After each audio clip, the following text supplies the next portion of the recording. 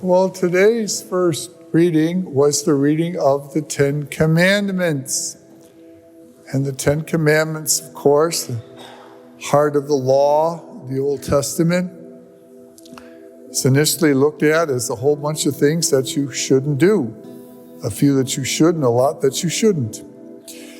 But I'm going to give you a completely different way of looking at the Ten Commandments.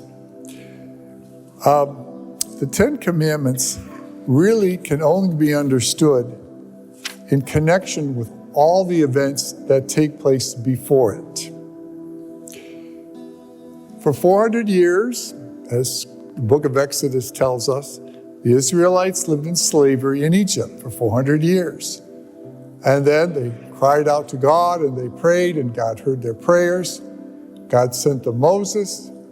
God sent 10 plagues. God parted the water. God freed them. The Israelites did not free themselves. God freed them.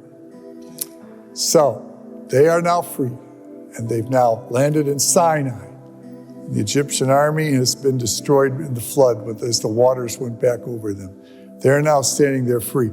These 10 commandments come about less than 2 months after they have arrived in Sinai. And they're intimately connected because in those 400 years in slavery, as the commandment says, you shall not kill.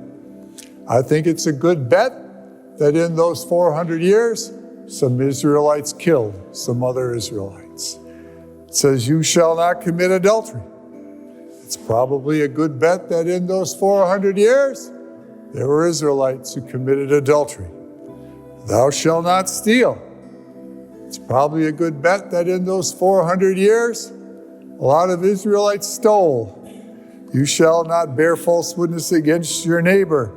It's probably a good bet that in those 400 years, a lot of Israelites lied. You shall not covet your neighbor's house or wife or ox. Well, it's probably a good bet that in those 400 years, some Israelites were envious of other ones. Honor your mother and father.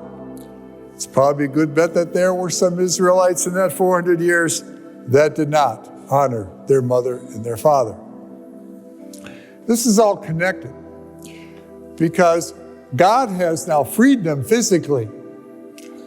But the 10 commandments are brought down to these people who are now physically free to tell them, yes, you are now physically free. But some of you are still slaves. Some of you are slaves to greed. Some of you are slaves to sex. Some of you are slaves to envy. Some of you are slaves for indifference. There's different slaveries you're all still captive of.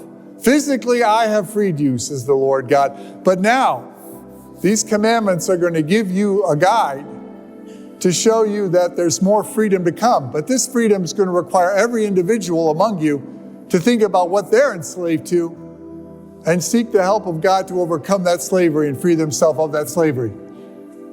That the freedom doesn't end when they arrive in Sinai and the waters flow back over the Egyptian army. That's just the beginning of freedom. There's a whole road of freedom ahead that needs to be acquired. And that is what the 10 Commandments are. They're a guide to freedom. A guide to freedom that we still need today in 2024. That we can look honestly at our lives and find out what are the things we are enslaved to and that we are doing that we know that keep us away from God, that keep us enslaved to the things of this world. And these commandments are a guide for every one of us, just like the Israelites. Because the road of the Exodus, the road of the 10 Commandments, is a road to freedom.